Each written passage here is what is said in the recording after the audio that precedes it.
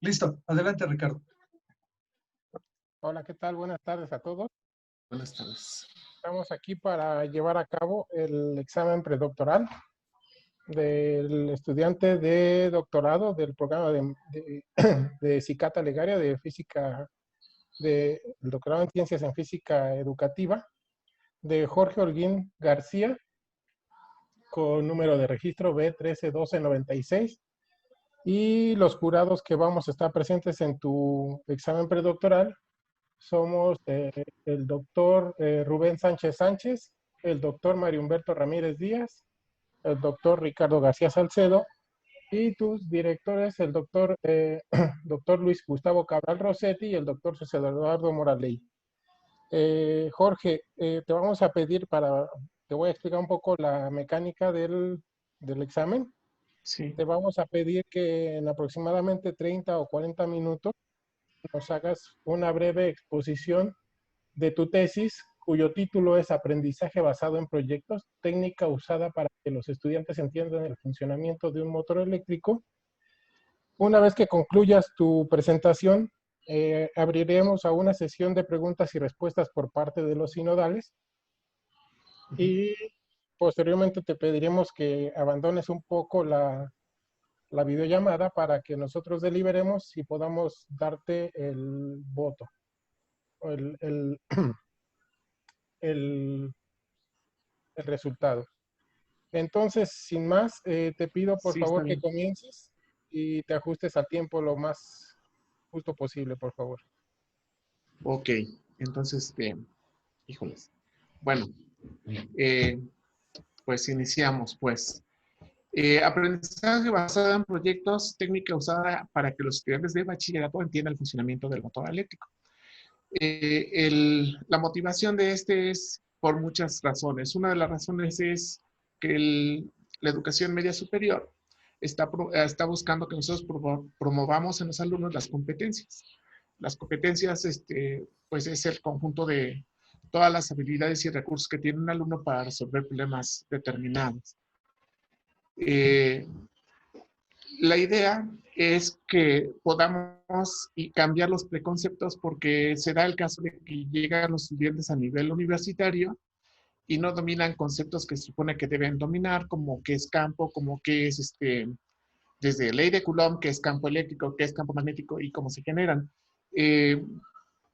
Voy a trabajar dentro del ámbito de las competencias. Voy a hacer lo más breve de resumen posible. Nosotros trabajamos bajo el constructivismo, en donde consideramos que los maestros son los que tendemos puentes, creamos andamios para que los alumnos puedan allegarse de conocimientos y puedan ser partícipes de su construcción del conocimiento. Dentro de este supuesto teórico de constructivismo, está una parte en donde dice que los alumnos aprenden mejor todavía si además ese conocimiento está contextualizado de acuerdo a sus experiencias. Entonces, la contextualización le llaman aprendizaje situado o conocimiento situado. Entonces, vamos a buscar que los alumnos modifiquen sus preconceptos, los conceptos que tienen previos a explicarse propiamente los fenómenos determinados y darles un cariz científico por medio de esta actividad.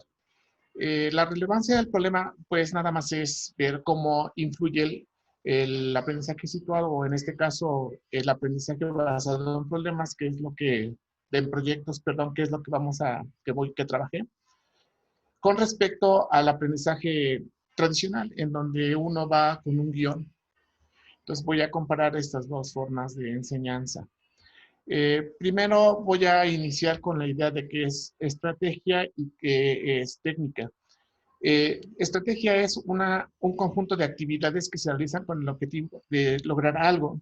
Y técnica es algo más pequeñito, es una parte pequeña de los procesos que tiene que usar dentro de la estrategia. En, en el aprendizaje basado en problemas, la mayoría de la literatura lo maneja como si fuera una técnica de una estrategia mucho más grande. Entonces, en este caso, la estrategia sería cómo hacer que los alumnos comprendan el electromagnetismo. Y la técnica sería una técnica, pues, la técnica de rejilla, que consiste la actividad de una clase, la actividad de otra clase sería otra técnica, así. Entonces, el aprendizaje basado en proyectos, decidí hacer diferentes proyectos, como diferentes técnicas, para generar una serie de proyectitos. Esa fue mi estrategia. Después todos los proyectos agruparlos en un proyecto más.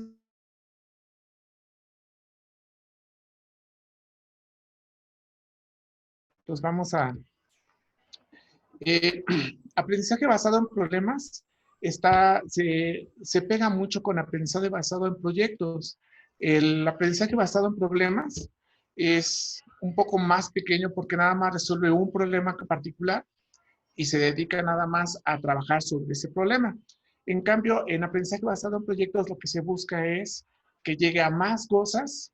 El problema es más genérico, más general, moviliza mucho más recursos para poder llegar a la solución del proyecto. Perdón, aprendizaje basado en proyectos. Es movilizar más recursos para llegar a esos proyectos. Entonces, como un principio, pues es un poquito más completo el aprendizaje basado en proyectos porque moviliza más conocimientos, recursos, todo.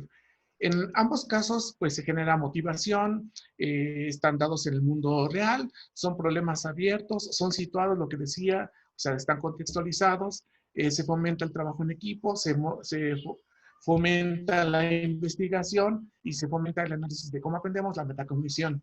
Entonces, sin embargo, yo decidí aprovechar el aprendizaje basado en problemas. Me fusilé el protocolo que estaba trabajando. Ahí hay un protocolo muy definido, ya bien estructuradito, en donde está el escenario, está el estudiante y está el maestro. El escenario es el conjunto de actividades o problemas, o el problema en sí, para poder ser resuelto. El estudiante es el que moviliza los conocimientos para resolver ese problema o ese problema, y el maestro es el que está tendiendo puentes para ayudarlo en ese problema. Entonces, en el caso del aprendizaje basado en problema, en proyectos, voy a tomar algo del protocolo de basado en problemas para poder implementarlo. Bueno, mi trabajo de investigación, ¿cuál es la idea? Pues la idea es que el alumno aprenda a aprender. Mi hipótesis de trabajo va a ser que el aprendizaje por proyectos tiene diversas ventajas sobre el método tradicional, este conocimiento situado. El objetivo es comparar el aprendizaje basado en proyectos, que he decidido ponerlo en inglés para distinguirlo del otro, como PBL, y la investigación va a ser una investigación cuantitativa experimental por medio de un test cerrado, una cuantitativa no experimental por medio de un pretest y post-test, y va a ser una cualitativa porque vamos a hacer un análisis de una entrevista y después va a ser naturalista porque vamos a observar qué es lo que está pasando dentro del trabajo de los alumnos. Quiero decirles que este trabajo lo he hecho durante 3 o 4 años y esta técnica la he ido madurando con el paso del tiempo. Decidí trabajarla más veces porque he visto cosas muy interesantes. Y después viene la implementación, que ahorita vamos. Entonces, el proyecto en sí, vamos a trabajar con el proyecto. Del proyecto vamos a ver los objetos, las actividades y la logística de implementación. El proyecto, ¿en qué consiste específicamente? Dice, en dar una conferencia espectáculo a estudiantes de secundaria. La idea vygotsquiana de que los alumnos aprenden con sus semejantes, pero que sean un poquito más hábiles en cierto conocimiento, me hace llevar que los estudiantes los demás que nos invitan, en este caso de educación media superior, pueden ayudarle a los de secundaria explicándoles cómo funciona el motor eléctrico y además utilizando los conceptos ley de Coulomb, carga, corriente, líneas de campo, fuerza de Lorentz, y debe de involucrar 3 sentidos, el de la vista, el del tacto, el del oído, el del tacto. Entonces estoy pidiendo que tenga tres sentidos los que involucren a los alumnos, porque como son de secundaria, pues necesitan estar más activos. Este es el proyecto en general. Los sujetos van a ser, son 5 grupos, cada grupo tiene en promedio de 35 a 45 alumnos. Los grupos están numerados del 4, es 4-9, 4-4, 4-6, 4-7 y 4-8. Uno de los grupos va a ser un grupo que nada va a servir para pilotear el test. Dos grupos dos grupos matutinos y dos grupos vespertinos. Uno va a ser testigo y uno va a ser con la experiencia en cada uno de los dos turnos. Las actividades. Las actividades que van a hacer los alumnos son bastantes. Está planeado para 35 clases, 35 sesiones de 50 minutos. En las sesiones van a hacer lo siguiente: después de que se les da la clase normal y se les va dando los contenidos y los conocimientos, aparte, un día a la semana van a estar haciendo una actividad en equipo y van a sacar un proyecto que va a darse a lo largo de todo el tiempo. Un trabajo puede, bueno, los trabajos son, las definiciones, los trabajos son: número 1, tienen que entregar una lámina en PowerPoint definiendo qué es carga eléctrica. 2, esta lo van a hacer junto con una maestra de matemáticas que va a trabajar con nosotros, o trabajó con nosotros, y nos va a apoyar en algunas actividades que tienen que ver con el proyecto. Con ella van a hacer la gráfica de la fuerza de Coulomb, y van a cambiar K por Q por Q por 1 para que salga una inversamente proporcional y al mismo tiempo vean con ella un tema que tiene que ver con funciones. La van a hacer en GeoGebra. Después van a hacer una lámina de campo eléctrico en PowerPoint. Después van a hacer una práctica de campo eléctrico y la van a grabar y la van a meter dentro de su trabajo. En otro van a dibujar las líneas de campo gravitacional y las van a comparar con el campo eléctrico. Van a dibujar las equipotenciales, también con un dibujo basado en el campo eléctrico, y el campo eléctrico va a ser basado en la gráfica de la maestra de matemáticas. Después van a hacer la animación de cómo funciona una pila.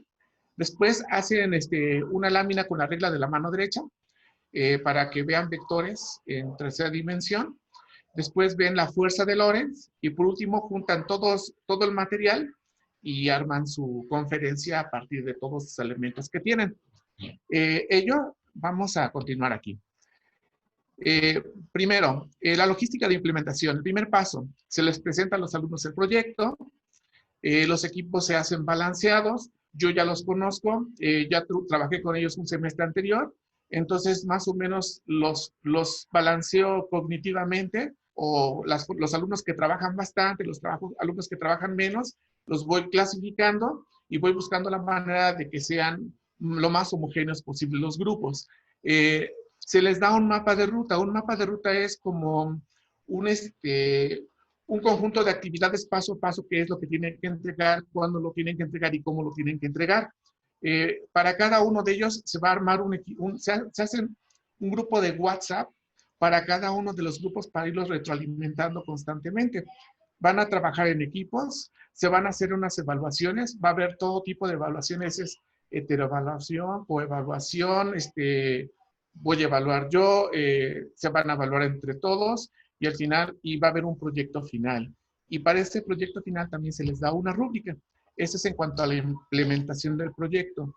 El motor eléctrico, como tenemos poco tiempo para la parte del motor eléctrico, bueno, yo había puesto en mi trabajo cómo iba a funcionar el motor eléctrico, pero por lo que veo no me va a dar tiempo. Ya van 17 minutos y mejor me voy a la parte más importante. Ahora vamos a ver cómo es la metodología. Tengo mi contexto COVAC. COVAC es un grupo de escuelas que absorbe casi la mitad de la población del estado de Querétaro en educación media superior. Tiene 33 planteles, tiene 3 extensiones de planteles. Cada plantel tiene de 1,000 a 2,000 alumnos. Tiene educación media superior a distancia, que le llaman ENSAD, y tiene prepa abierta y cubre todo el territorio del estado de Querétaro. Aquí dice que absorbe el 32.40% y ahorita ya absorbe el 42% de la población de educación media superior en el estado. Entonces, el sistema COVAC es un sistema bastante fuerte. El contexto geográfico: nosotros vivimos en San Juan del Río. San Juan del Río está en la zona oriente, es una zona muy populosa, es la zona, pues, febril, es donde viven los obreros, donde vivimos, bueno, toda esa gente que se dedica a la industria, servicio agrícola. Son casas de interés social la gran mayoría. Estamos en casas de terrenos de 100 metros, de 90 metros cuadrados, y los servicios son muy, bueno, están todos los servicios, mm, hay pocos espacios para diversión. La mayoría de la gente trabaja en la zona industrial. eh, mm, y en donde está nuestro plantel está en la mera orilla de la ciudad y se llega por medio de 2 rutas de autobuses y las rutas pasan por diferentes zonas de la ciudad. La ciudad es chiquita, tiene 200,000 habitantes aproximadamente y no está tan grande. El contexto escolar. El plantel está en 3 hectáreas rodeada de baldíos. Son 18 salones, un laboratorio de ciencias naturales, uno de cómputo, salas de usos múltiples, una cafetería, canchas de fútbol. Tiene una fosa séptica, tiene dos turnos, tiene 1,600 alumnos en promedio. Bueno, y en 2 turnos, ¿no? Entonces, eso es en cuanto al contexto escolar. En cuanto a los sujetos son, mis alumnos son alumnos de 17 años, son mixtos, algunos trabajan o sea, tienen actividades laborales, perciben sueldos, hay un alto grado de adicciones principalmente alcohol y drogas. Hay diferencias muy grandes entre los 2 turnos. El turno de la mañana tiene alumnos mucho más cuidaditos, los de la tarde están un poco más abandonados. Todos tienen acceso a la tecnología, la gran mayoría usa celular, casi es raro el que no usa celular, y esos son mis alumnos. Para poder medir lo que vamos a trabajar, decidí hacer 2 tests, 2 pruebas, una prueba abierta y una prueba cerrada.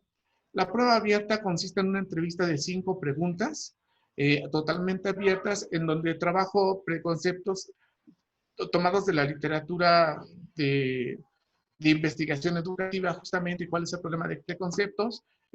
Después de allí vi cuáles eran los problemas que tenían que ver con campos, y ahí me fui a 2 textos, Kewey y el Pisman Braustein, para sacar bancos de reactivos. Seleccioné algunas preguntas que tuvieran que ver con los preconceptos que tienen que ver con campos, y estuve trabajando con ellos, y después de 3 años, pues lo fui modificando poco a poco. Ese es en cuanto al test abierto.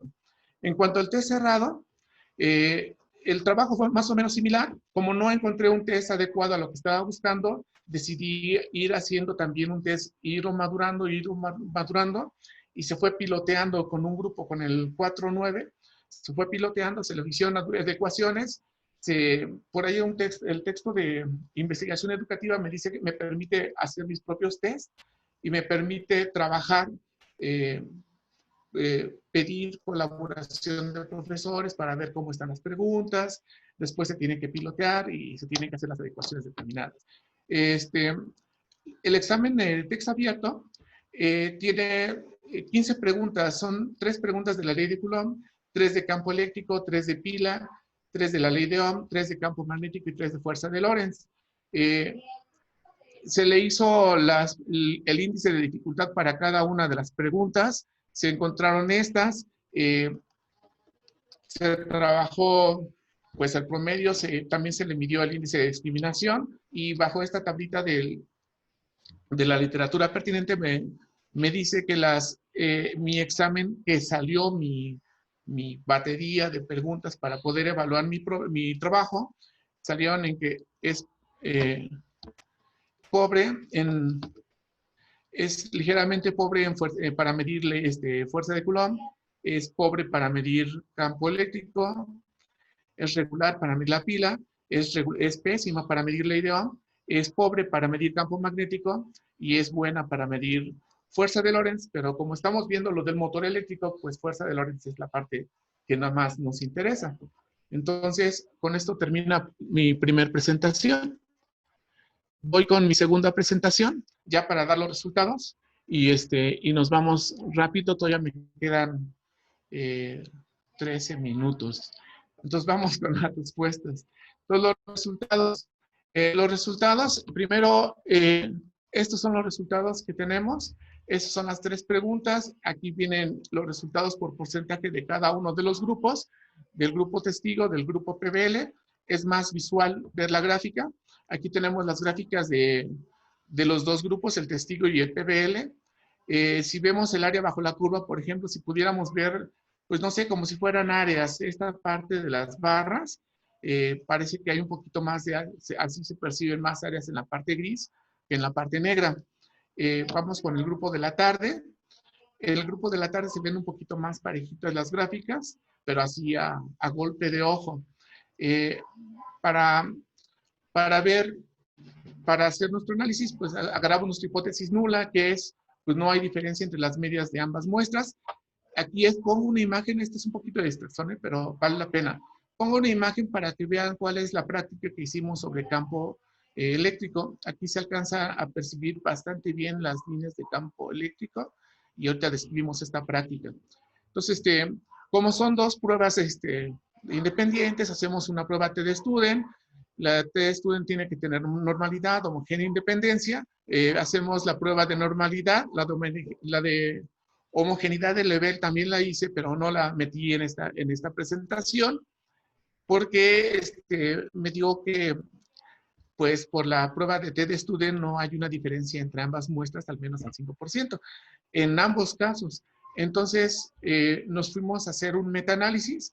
En el metaanálisis podemos buscar el tamaño efecto para ver cuáles son las diferencias entre las dos muestras.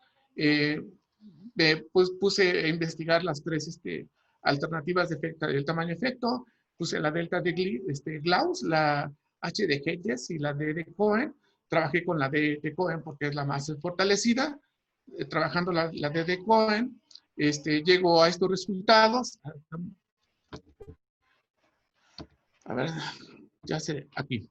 Llego a estos resultados y encuentro, ya se atoró un poquito, y encuentro que, que sí hay una diferencia, aunque sea muy pequeña, por ejemplo, para el turno vespertino, y para el turno matutino hay una diferencia apreciable. Por ejemplo, en este caso, aquí está la diferencia, aquí está la de Cohen, este es para el turno matutino, 0.47, me voy a una tablita que hemos tenido que, bueno, se maneja para trabajar la parte de la ley de Cohen, y nos dice que hay un 32% de ventaja a favor de PBL con respecto al otro grupo de testigo en cuanto a un umbral determinado. En el caso del aprendizaje basado, en el caso del otro grupo, de la tarde, la ventaja es un poquito menor, pero sigue habiendo ventaja a favor del grupo de PBL, de aprendizaje basado en proyectos. Eso es en cuanto a el test grado. En cuanto a la entrevista al test abierto, tenemos las siguientes preguntas, por ejemplo. Y las siguientes preguntas son previas, se le hacen previos el examen y luego se le hace después. Y se le hacen preguntas tipo, estos los sacamos directamente de la literatura de educación que ya habíamos comentado, para ver cómo evolucionan las ideas en campos. Esta es una pregunta, son 5 preguntas, entonces sí me voy a tardar un poquito, pero sí hay algo de tiempo. Encuentro que en la mayoría de los casos hay confusiones en cuanto a la idea de campos. Por ejemplo, en este caso se pide que esta esferita que está cargada positivamente está junto a un imán, y se le pregunta si es atraído o si es repelido. Entonces muchos piensan pues que no lo atrae, otros piensan que sí lo atrae, y hay muchas confusiones. Después de que se les da el tratamiento, las clases, pues las confusiones siguen, pero siguen más graves para los de aprendizaje tradicional que para los de el experimento que estamos haciendo. Eso encuentro en casi todas las preguntas. Aquí, por ejemplo, en las conclusiones, nada más yo creo que me voy a las conclusiones porque siento que me está atropellando el tiempo. En las conclusiones a la pregunta 1 pongo que no hay claridad en el tema de interferencia entre un imán y una carga, suponiendo que están en reposo. Hago referencia en la tesis a que hay el conflicto de que puede ser posible de que ellos ya estén pensando en cargas en movimiento dentro de un campo magnético y piensen que por eso se puede mover. Entonces, por eso puse este esquemita para tratar de ver, esta es una respuesta que hizo un alumno, para tratar de ver qué es lo que estaba pensando al momento de la respuesta. Viene otro igual, este es una especie de pregunta transitiva en donde hay dos cuerpos cargados, uno de X y uno de Y carga, y luego otros dos cuerpos donde está el primero y el primero se repite, y se pregunta qué pasa con el segundo y el tercero, que son los que no estaban directamente. Es una especie de propiedad transitiva. Y llegó a una conclusión, y la conclusión es, observamos que inicialmente un alto porcentaje de alumnos piensa que los cuerpos se repelen o que tienen el mismo signo, pero en el post-test ese porcentaje aumenta, o sea, sí hay un impacto positivo de las clases. En el siguiente, se pregunta si un astronauta puede atraer clavos en la luna con un imán, buscando la manera de pensar si esta propiedad es universal, se vale en todos lados. Y la respuesta, o la conclusión dice, en cuanto a la idea de que los imanes pierden sus propiedades en la luna y dejan de atraer clavos, un porcentaje de los alumnos de PBL abandonan esa idea en cuanto al previo y al posterior, mientras que en los grupos testigo aumenta el porcentaje de los alumnos que piensan que no se atraen. Hay otra pregunta, la cuarta. Una persona ha frotado un globo con un paño de lana y sin tocarlo se atrae. Es el mismo problema, pero ahora con campo magnético o con atracción magnética. Y los alumnos dicen, un porcentaje de estudiantes que piensan que la idea de las fuerzas de atracción eléctrica no depende de la Tierra o de la Luna, del lugar, aumenta en los estudiantes después de recibir el tratamiento con aprendizaje basado en proyectos, mientras que disminuyen los que no recibieron. O sea que hay una evidencia así como que a favor de aprendizaje basado en problemas. Entonces, la idea aquí es preguntarle acerca de campos. Les pregunto, ¿cómo te explicas que los imanes atraigan clavos y los muevan sin tocarlos? Y dice el porcentaje de estudiantes que piensan en términos de fuerzas u ondas magnéticas aumenta en los estudiantes de PBL, y en los demás grupos se observa que la percepción de que son las cargas las responsables del magnetismo. Empiezan a pensar que el magnetismo lo provocan cargas, pero no dicen si cargas en reposo o cargas en movimiento.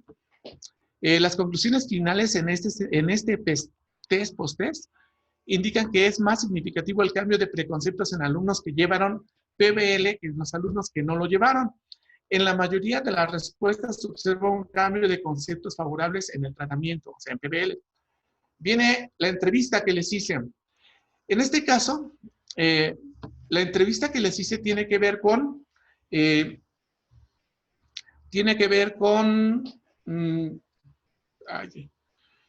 alumnos que les había dado lo mismo, PBL y no PBL, pero hacía 3 años.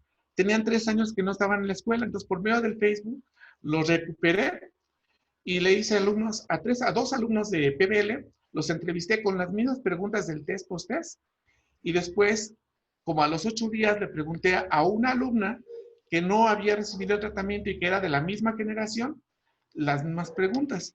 Entonces, a partir de ahí, nada más voy a leer las conclusiones. Dice, se concluye que confunden con facilidad la atracción electrostática con la atracción magnética y no ven diferencia entre ellas. Y son los dos. En el aspecto de la transitividad, dice, en este aspecto no hay observaciones concluyentes. En las demás preguntas dice que hay un comportamiento similar en las dos técnicas, ABP y tradicional. En la pregunta del paño de lana que se atrae con bolitas en la luna, no se observa diferencia en la respuesta. En PBL piensan que se atraen, pero algunos no se atraen. Dice, Ana piensa que lo que lo atrae a los cuerpos es una propiedad intrínseca de algunos materiales que ella llama energía. Entonces está pensando en campos como energía. La otra pregunta, la de atraer clavos sin tocarlos, fuerza a distancia, se explica el magnetismo como un fenómeno a distancia usando una analogía gravitacional. Los dos grupos PBL y no PBL. Esta es una entrevista larga que también está en la tesis y está muy interesante verla para ver cómo van evolucionando sus ideas después de 3 años. Yo 1 año antes había visto a un niño de esa generación, que estábamos en una conferencia sobre el Sol, y sobre la generación de lo que tenía que ver con ráfagas de cargas y cómo eran atrapadas por los campos magnéticos de la Tierra y cómo se iban para el Polo Norte y Polo Sur. Y el chico fue capaz de anticiparse a las conclusiones y hablar en voz alta, pensando en la fuerza del orden y todo eso.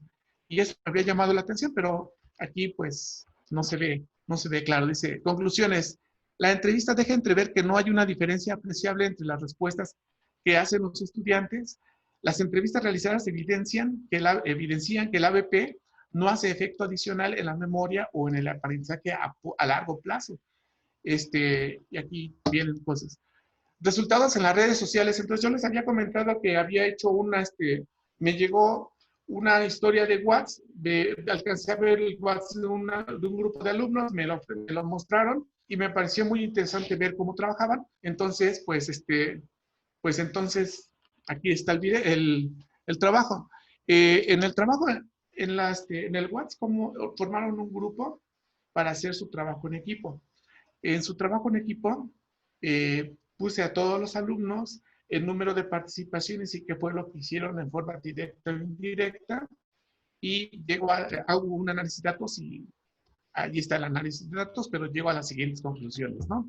Dice, es fundamental saber enseñar a los alumnos a trabajar en equipo, algo que además les será esencial en su entorno profesional, y cito a García Sanz. El trabajo extra aula es complementado por medio de redes sociales. El mapa de ruta usado en el plan de trabajo en una guía es una guía útil que fomenta persistencia y perseverancia. El ABP, o el aprendizaje basado en proyectos, es una técnica que involucra a los estudiantes en su aprendizaje. La técnica ABP implica un involucramiento por parte del alumno, lo motiva a relacionar, profundizar, ligar, analizar, hipotetizar, etc. Entonces, todo eso se ve ahí en la parte del ABP. Les voy a poner las conclusiones finales, pero ya las hemos manejado. El ABP es una técnica que involucra a los estudiantes. La técnica de ABP implica el involucramiento de parte del alumno. La planeación de la consecución de un buen proyecto implica buscar un tema concentrado, etc. En el ABP se requiere disposición del docente al trabajo continuo. Finalmente, la educación, y esta tiene que ver con la hipótesis, en educación se hay evidencia, por leve que sea, de que es mejor una técnica que la otra, es mejor usarla, aunque la evidencia sea muy pequeña, con el fin de mejorar o de beneficiar a más estudiantes que con la vieja técnica. Entonces, sí hay una ligera ventaja a favor del ABP. Entonces, yo tenía preparado un video para ustedes para mostrarles y voy a buscarlo aquí. Se los voy a compartir.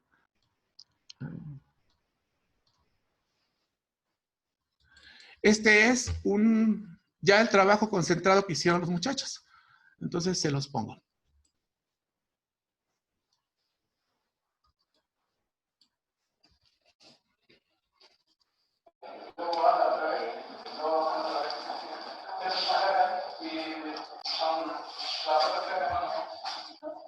Jorge, tienes que compartir ese video porque nada más estás compartiendo ahorita la presentación. Sí, no se ve, Jorge. Sí, ¿Cómo le tienes hago? que compartirlo. Para compartirlo. Sí. A ver, pausa aquí. Pausa. Y ahora. Aquí. Stop. Ahora. Otra vez aquí. Compartir. Aquí. Share. Busco el video. ¿Dónde está? Pantalla, ¿no? ¿Pantalla?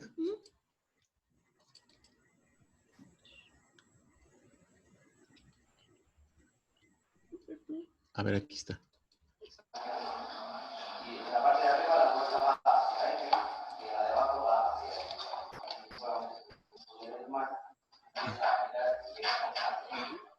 ¿Ya lo ven? ¿Sí lo alcanzan a ver? Sí, ya.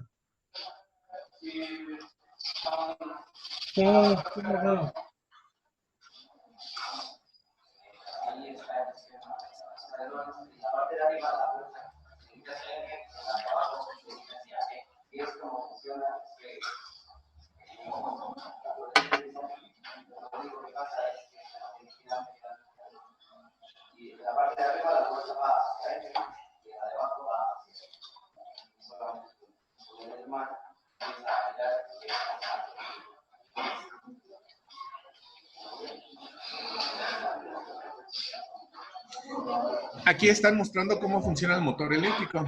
Y ya lo hicieron con láminas y ya hacen la presentación porque tenía que tener 3 sentidos. Entonces, se supone que para traerla a su auditorio tienen que hacer cosas más espectaculares. Está su motor. Lo está explicando. Y ahí están explicándolo. No se alcanza a ver muy claro, pero sí se...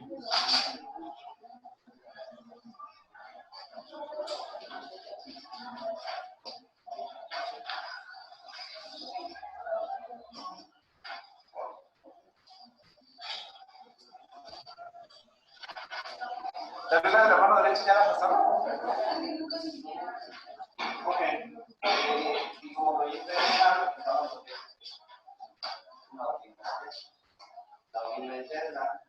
a ver, ¿cuál es la mesa para que podamos ver? La bobina de Tesla tiene algo en especial que lo distingue de un transformador. Un transformador puede elevar un voltaje y también puede tener la capacidad de reducir ese voltaje. Y a diferencia de eso, solo puede aumentar. Y como se puede ver, el primero representa la bobina primaria y el alambre de corre la bobina secundaria.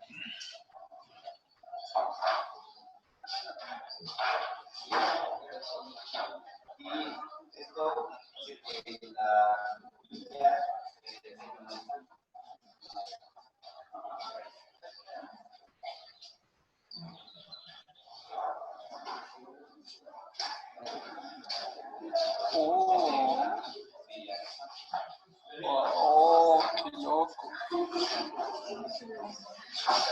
Pues ahí la idea era explicar cuáles son los efectos del campo, ¿no? Ya. Entonces, tenía más videos preparados, pero ya se me pasó mi tiempo. Entonces, yo creo que ya está ahí. Entonces, Ok, sí. pues muchas gracias, Jorge. Gracias por ajustarte al tiempo. Te quedaban ahí un par de minutos, pero bueno, está bien. Vamos a empezar con la sesión entonces de preguntas por parte de los sinodales. Entonces le voy a dar la palabra en primer lugar al doctor Rubén Sánchez. Por favor, doctor, si es tan amable. Sí, ¿sí me escuchan? Sí. Sí, Porque a veces no se escucha mi audio. Ok. Bueno, yo quería preguntarle al profesor cómo califica su experiencia con el constructivismo, ya que esto es una experiencia que él tuvo, ¿no? Si es buena, mala, si él piensa que sí sirvió, si no sirvió. O sea, ¿cuál sería su experiencia y que lo comentara? ¿Nos puedes hablar un poquito de tu experiencia con esta técnica basada en el constructivismo, por favor? Pues fue una técnica bastante satisfactoria. Los alumnos se involucran, los alumnos trabajan, los alumnos investigan. En cuanto a esta de enseñanza situada, es satisfactorio, es un poquito más pleno que cuando nada más está uno allegando recursos para que ellos pasivamente reciban, aunque no tan pasivamente, pero este es más activo. Entonces encuentro mayor riqueza en la movilización de sus conocimientos de ellos. Y me llamó la atención esa parte de cómo trabajan, atisbar en su WhatsApp para ver cómo están trabajando. Eso me está diciendo que están motivándose a trabajar. Eso llama mucho la atención. Eso me gustó mucho. Ok. Oye, ¿cómo abordas los problemas que tienen los estudiantes cuando tienen un concepto físico equivocado? O sea, ¿cómo vistes tú que tu técnica los ayudó o tú les dabas alguna indicación, alguna nota por parte del profesor en lo que era la actividad del PBL. O sea, cuando hacían, algunas observaciones son correctas, obviamente, pero hay otras en las que se equivocaban o tenían una mala idea de lo que es el concepto de física. Ok. O sea, como que si se aproximaban, pero como que si de repente les fallaba. Entonces, explícame por favor cómo les ayudabas tú en eso, si los ponías a que ellos se explicaran entre ellos, o sea, de un grupo que lo hubiera entendido bien el concepto, apoyar a los otros grupos, o si tú mismo intervenías, o cómo era eso. Ok. Aquí el trabajo que estuvimos desarrollando fue de la siguiente manera. Tenemos nosotros 5 clases a la semana, una clase diario. 4 clases a la semana eran clases naturales, clases en donde yo exponía contenidos, exponía conocimientos y todo.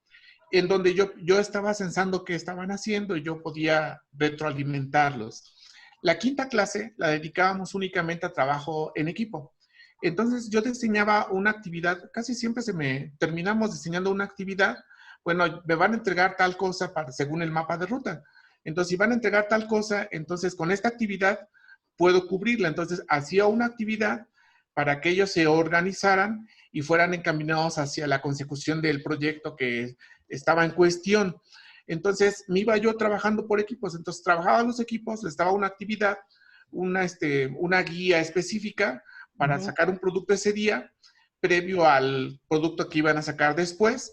Iba censando qué es lo que les faltaba, qué es lo que no tenían, y ellos ya llegaba un momento cuando tenían dudas, luego venían a platicar conmigo, o cuando había discrepancia en sus puntos de vista sobre un tema, venían y me buscaban como juez para corroborar qué era lo que estaba bien, qué era lo que estaba mal. Pero sí, estaban trabajando los equipos y yo estaba censando cada uno de los equipos para ver cómo estaban trabajando. Y pues también para cicatearlos un poquito y decirles el tiempo está para esto, porque les marqué tiempos. Tiempo 1, tiempo 2, de aquí a tal hora, de aquí a tal hora, de aquí a tal hora, tienen que hacer esto y esto y esto. Entonces, estaba bien delimitado todas las actividades. Entonces, sí había forma de retroalimentar constantemente. Oye, y una pregunta, porque noté que en la pregunta que les haces a tus alumnos sobre la ley de Ohm, dices tú que salieron, bueno, está marcado ahí como pésimo. ¿Hiciste alguna actividad extra para apoyarlos a que mejoraran lo que es la ley de Ohm? Cuando ¿Los grupos o cómo los apoyaste ahí? Un poquito, en esos casos excepcionales en los que salen muy mal, ¿no? Ajá. Ajá. Lo que estaba mal era el diseño de la prueba de la ley de Ohm. Pero Ajá. en caso de que cuando salen mal bajos en algún trabajo, nosotros dedicamos aproximadamente 1 o 2 clases para hacer un cierre general. Esto ya no entra dentro de la actividad, es como un hábito que me he generado. Va a haber un examen, vamos a hacer un cierre. Entonces hacemos un cierre, hacemos un mapa mental, empezamos a estructurar todo lo que hemos visto y empezamos a ver el conocimiento como un todo. Después ellos les pido que hagan como una especie de acordeón, pero en lugar del acordeón sería un mapa mental. En cada un mapa mental le van insertando conceptos, le van insertando problemitas y lo van viendo como un todo, y esa es la forma en que yo voy reforzando el conocimiento que se queda pendiente. Pero no sé si la respuesta va por ahí. No, sí está bien, muchas gracias. Más que nada, quería saber cómo es el apoyo de la técnica hacia los estudiantes, ¿no? Para que mejoren sus conocimientos. Ellos hicieron actividades con los motores eléctricos, ¿construyeron parcialmente el motor o cómo fue eso del proyecto?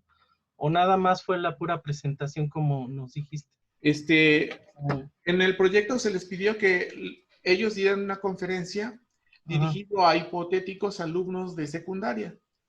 Entonces se les pidió que hicieran un proyecto físico para distraerlos o para involucrarlos dentro de lo que se les estaba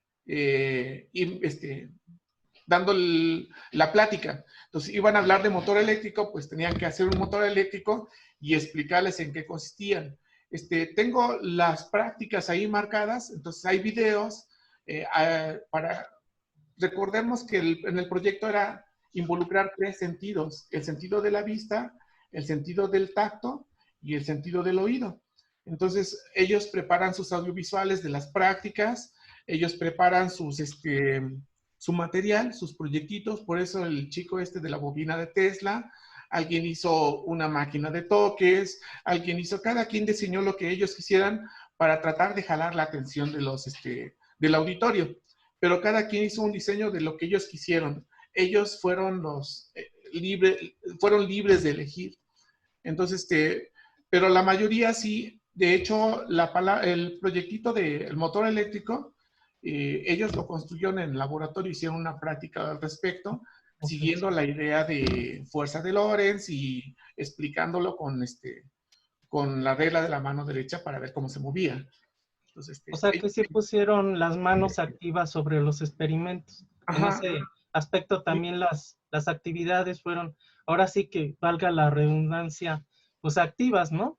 Ajá. De ellos. Ok, oye, ¿y no tienes planeado hacer un reporte de tus actividades en alguna revista o algo? Porque sí, sí, salieron unas prácticas muy interesantes y salieron cosas muy interesantes. En el Congreso de Física que hicieron ustedes hace 2 años, en el que hicieron en el mismo Poli, no recuerdo. Había gente interesada, les llamó la atención la Interamericana. En el latinoamericano les llamó la atención mucho el que se podía dar electromagnetismo en 35 clases. Entonces, esa era una idea que yo estaba acariciando cuando terminara esto, porque se viene acumulando trabajo. Entonces, sí, tengo ganas. De aquí salen cosas interesantes, muchas, ¿eh? Por cierto, quisiera, bueno, si hubiera oportunidad, no sé, podía compartirles otro video de una práctica de la fuerza de Lorentz para que ellos vieran la regla de la mano derecha y ver cómo se movían. Entonces, no sé si las pueda compartir. Entonces, ¿se las puedo compartir? Sí. Dura como 1 minuto. A ver, compartir aquí. ¿Y luego? ¿Pantalla? ¿Aquí? No, está aquí. Esta. A ver, ¿sí les está llegando? No. Ah, sí. El sonido.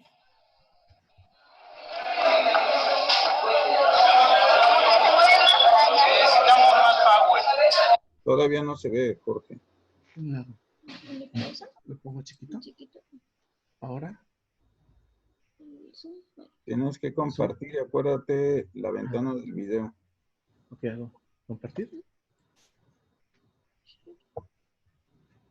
¿Compartir? ¿Ya lo ven?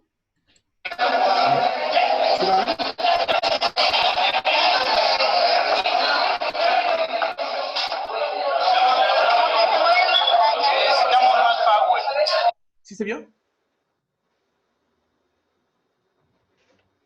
Sí. Sí, sí se está viendo. Se reproduce con mucha dificultad, pero se ve.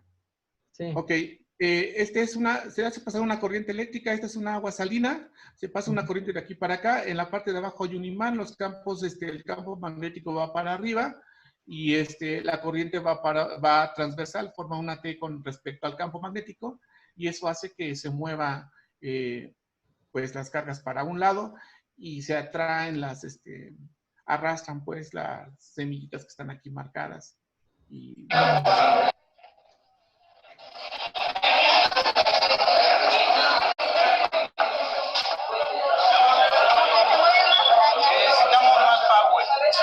ok, bueno, así es todo.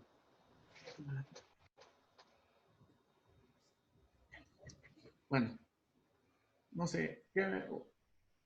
Bueno, ok, ya. está bien. Yo creo que eso sería mi participación hasta ahorita. Entonces, pues le cedo la palabra a otro de los sinodales. Y muchas gracias por el trabajo. Se ve muy interesante. Muchas felicidades. Gracias. Gracias, doctor Rubén. Vamos a pasar entonces ahora con las preguntas del doctor Mario Humberto. Por favor, doctor. Gracias, doctor. Hola, Jorge. Eh, pues mira, tengo bastantes observaciones. Algunas serán preguntas, otras serán comentarios con respecto a tu trabajo. Quisiera comenzar con una pregunta que yo esperaría que hubiera sido la última, pero bueno, en este caso empezaré con ella. La técnica, como tú le llamas, del PBL o el aprendizaje basado en proyectos, pues ya está muy establecida. Hay libros, hay mucho trabajo en física hecho alrededor. Entonces, me gustaría que desde tu expertise en el tema me dijeras cuál sería entonces el aporte de tu trabajo a la disciplina, es decir, a la física educativa o al propio PBL, porque no perdamos de vista que un doctorado lo que busca es hacer un aporte a la disciplina. Entonces, ¿cuál es el aporte que está haciendo tu trabajo? ¿Cuál es la novedad que hay en tu trabajo? Más bien, yo lo propongo como una solución a ese problema de los preconceptos. Cuando parece que, no sé si eres tú o es hay un trabajo de ustedes allí la TAM, Latin American, bueno, en la revista, acerca de problemas de preconceptos en campo eléctrico. Habían hecho un trabajo muy interesante en donde ustedes habían comentado que los estudiantes que llegaban de bachillerato a universidad tenían un conocimiento bastante malo con respecto a campos eléctricos y campos magnéticos, y que si llegaban a ver campos eléctricos y campos magnéticos en la misma universidad, los olvidaban con facilidad. Eran conceptos que les costaban trabajo realmente captar en el sentido, pues cognitivamente. Entonces, el aporte que podría hacer es, pues, darles un camino alternativo para abordar el problema de campos, y a lo mejor, bueno, al menos lo que hemos visto es que al menos hay una pequeña ventaja a favor del aprendizaje basado en proyectos para que los alumnos comprendan más la idea de campo eléctrico y campo magnético que sin el aprendizaje con el tradicional, pues, ¿no? Entonces, asumiendo que la mayoría de los alumnos abordan el campo eléctrico desde el punto de vista tradicional, pues estamos proponiendo una serie de actividades, una propuesta de actividades en donde aprendizaje basado en proyectos les da la posibilidad de involucrarse más y tener un conocimiento un poquito más profundo sobre los campos. Ese sería, pues, una contribución, sería una muy pequeña contribución, pero creo que es muy importante ya para alumnos que se van preparando para nivel universitario. Ok, ahí diferiría un poco de ti, o sea, aprendizaje basado en proyectos ya hay mucho y evidentemente hay muestra de que funciona. Ahí creo que no está el aporte de tu trabajo. Creo que va por otro lado el aporte que haces a tu trabajo. Una cuestión muy simple que le comentabas ahorita al doctor Rubén, pues la introducción del WhatsApp, cuando se hace la formulación del aprendizaje basado en proyectos hace ya muchos años, pues evidentemente no se tiene contemplado muchas de las herramientas tecnológicas que ahora estamos teniendo que involucrar. Y más aún ahora con estas situaciones de pandemia y aprendizaje que se va a tener que trasladar en línea, ¿no? Esa me parece que es una. Otra, cuando tú hablas de involucrar los diferentes sentidos, creo que también por ahí, creo que no me acabó de quedar claro, aunque lo mencionas, das algunas pinceladas en tu presentación, asumo que en el documento está más desarrollado. Este involucramiento de los sentidos creo que es interesante, porque también el abordaje de los preconceptos, errores conceptuales, hay mucho, tanto hay mucho que tú mencionas, pues, cuestiones que se han hecho en el posgrado. Creo que de los sinodales que estamos de aquí de Cicata, los 4, hemos hecho trabajos que tienen que ver con detección y eliminación de errores conceptuales. Entonces, tal vez ahí vería más difícil que sea la contribución. Es algo que ya de por sí se puede hacer con el PBL y con muchas otras propuestas. Continúa entonces. Algo que me parecía muy interesante, pero que me causó ahora mucha duda con algo que le contestaste al doctor Rubén, es que dentro de las actividades que están diseñadas para los estudiantes es que hagan una conferencia así le llamas tú, orientada a chicos de secundaria. Al doctor, eso me parecía genial, porque eso ahí sí da pie, número uno, a detectar los errores conceptuales de los estudiantes y los que pueden crear o reforzar a los chicos de secundaria. Eso me parecería algo interesante. Es algo que se ha trabajado mucho en el área. Recuerdo al menos un trabajo en la Universidad de la República en el Uruguay, donde los llevan no únicamente a niños de secundaria, sino a chicos universitarios, por ejemplo, a dar clases a chicos de primaria. Y ahí pues sirve en ambos sentidos para eliminar errores conceptuales en los niños de primaria y la detección de los propios errores conceptuales. Pero lo que me brinca cuando tú le contestas al doctor Rubén es que esto es una clase hipotética. Entonces ahí ya me causa como que cierto, no sé, porque ya no cumpliría el objetivo. O sea, ¿por qué entonces orientar la secundaria y por qué no orientarla a sus propios compañeros? Si se hubiera hecho de manera directa con los chicos de secundaria, creo que se podría sacar mucho jugo, pero cuando tú me dices que es hipotético, ahí como que ya le pierdo un poquito el sentido, ¿no? No sé si me pudieras explicar esto. Sí, sí puedo.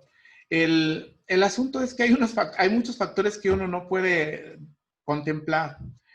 Uno de los factores era que los alumnos iban a darles la plática a unos alumnos de secundaria. Yo había contemplado, estaba trabajando en secundaria y había contemplado que ellos fueran a secundaria. Solamente que en la secundaria donde yo trabajaba hubo un conflicto. El conflicto eran muy cerrados en el sentido de no permitir que entraran personas externas al plantel. Entonces me costó mucho trabajo hacer todos los, toda la logística pues para que los alumnos fueran a secundaria y expusieran. Ya había organizado más o menos el material, pero en último momento sí se me suspendió el evento en la secundaria y pues tuvieron que quedarse los muchachos y tuvieron que exponerlo en el salón, pero inicialmente la idea era para que fuera en secundaria. Pues lamentablemente no pude aplicarla, pero ellos iban con la idea de que iban a enseñar en secundaria. Entonces, okay, ya cuando no fue el asunto en secundaria, pues sí fue un poquito frustrante para ellos, pero de todas maneras la expusieron a sus compañeros y pues ahí quedó, ¿no? Sí, era oficialmente la idea. Pero yo pues, lo comento también porque me parece que algo importante que debemos generar con nuestras tesis de doctorado del programa es que sean reproducibles, es decir, que alguien en Puebla o alguien en Japón pueda retomar la tesis del doctor Jorge Holguín y decir, bueno, esto me puede servir, y entonces sí tener considerado esto, o sea, dentro de tu propuesta sí estaría involucrado el que tengan que darle clases o dar conferencias a alguien de un nivel previo, por llamarlo de alguna manera. Y aquí, pues, todo el mundo estamos sujetos a estos inconvenientes, ¿no? Ya si se puede elaborar o no, pues tal vez tener alguna salida lateral, como esto de, bueno, pues si no, que se presente a sus compañeros, etcétera, ¿no? Creo que habría que tenerlo en consideración. Sí. Me brinco ahora a la parte de lo que tú les llamas test. Aquí hay que ser muy cuidadoso con los términos, creo yo. Sí, claro, se ve que lo trabajaste mucho y utilizaste como referentes algunos textos de investigación educativa. No sé si tomaste el Schumacher o alguno de estos particulares. Pero si estamos haciendo algo abierto, preguntas abiertas, no se vuelve un test. El test, hay ciertas características que tiene un test, que tiene un cuestionario, que tiene un formulario, etcétera, ¿no? Entonces, a lo mejor yo soy el que estoy equivocado, evidentemente, ¿no? Pero esta parte que tú tienes como abierta, yo no la consideraría un test. De hecho, la construcción de un test te pide que hagas previo, que eso es lo que me parece que haces en un inicio, un cuestionario para poder detectar precisamente con base en análisis de discurso, de la redacción, ver y detectar, por ejemplo, los errores conceptuales que te sirven para generar los distractores dentro del test para que sea, ya seríamos meternos en otro tipo de cuestiones, ¿no? Entonces, no digo que esté mal, nada más que ahí me brinca un poquito. Son comentarios exclusivamente y son constructivos, o sea, no es nada mal. Y por otro lado, sí me quedó un poquito débil en la presentación, pues cuáles fueron los errores conceptuales que detectaste, ¿no? Porque estos después te sirven para precisamente ya generar los instrumentos con los cuales, incluso la rúbrica que no nos acabaste mostrando aquí, para darle seguimiento a tu proyecto. Una de las cuestiones que tú haces, hablas de una, bueno, en particular no hablaste del tema de validación, sino comentas que lo pasas por, supongo que sigues la técnica de revisión por expertos. Aquí lo único que sí me queda un poquito débil es que lo utilizas con los propios colegas de tu escuela, del colegio de bachilleres. No sé, No, ¿quiénes fueron estos expertos? No de mi plantel, de otros planteles. Ok.